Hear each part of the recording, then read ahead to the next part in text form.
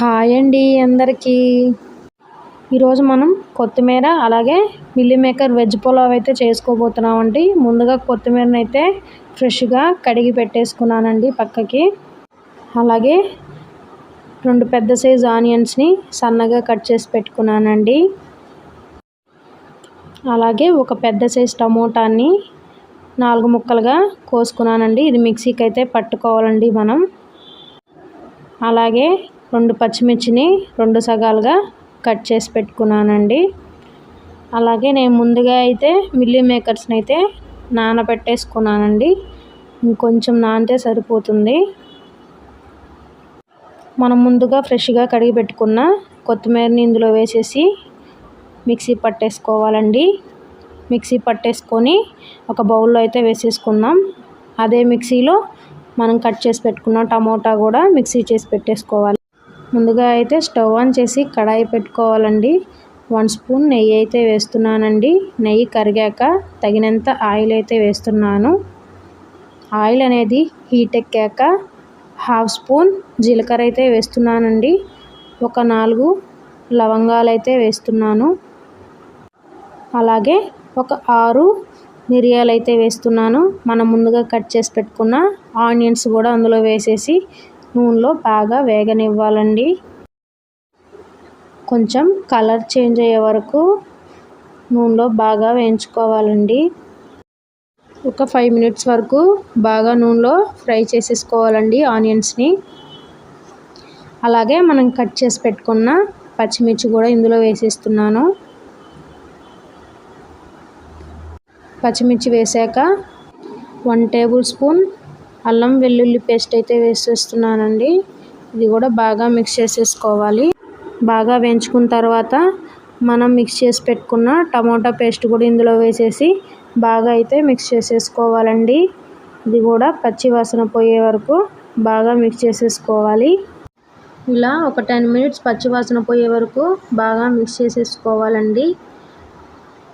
తర్వాత మనం కొత్తిమీర అయితే మిక్సీకి వేసి పెట్టుకున్నాం కదండి. కొత్తిమీర పేస్ట్ కూడా ఇందులో వేసేసి బాగా మిక్స్ చేసేసుకోవాలి.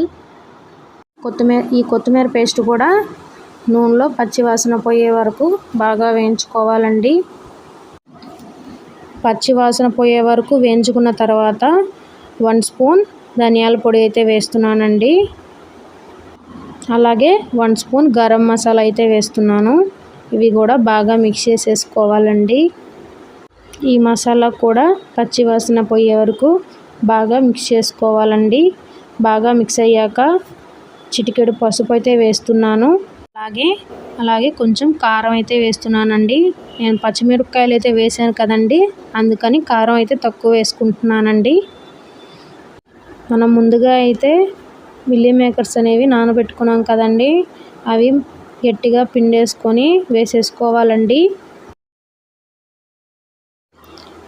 మిల్లీ మేకర్స్ కూడా వేసాక బాగా మిక్స్ చేసేసుకోవాలండి. మసాలా బాగా పట్టే విధంగా బాగా మిక్స్ చేసేసుకోవాలి. ఒక 10 మినిట్స్ వరకు మూత అనేది పెట్టేస్తున్నానండి. ఒక 10 మినిట్స్ తర్వాత తగినంత ఉప్పు అయితే వేస్తున్నాను. నేనైతే బిర్యానీ మసాలా పొడి అయితే 1.5 గ్లాస్ వాటర్ అయితే వేస్తున్నానండి. చేసేసుకోవాలి. 3 గ్లాసులు బియ్యంకి 5 గ్లాసులు వాటర్ అయితే వేస్తున్నానండి. నేను వాటర్ అనేది వేసేసుకున్నాక బాగా అయితే మిక్స్ చేసేసుకోవాలండి. ఒక 10 మినిట్స్ వరకు మూత అనేది పెట్టేసుకోవాలండి.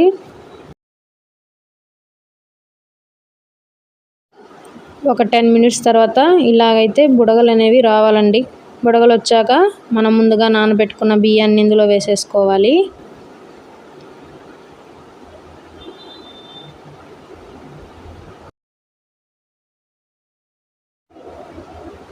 బియ్యం అనేది వేసేసుకున్నాక బాగా మిక్స్ చేసేసుకోవాలండి. బాగా మిక్స్ చేసుకున్నాక హాఫ్ నిమ్మదబ్బనైతే పిండి అయితే వేస్తున్నానండి. నిమ్మరసం వేసేసాక కొంచెం కొత్తిమీరని అయితే వేస్తున్నానండి.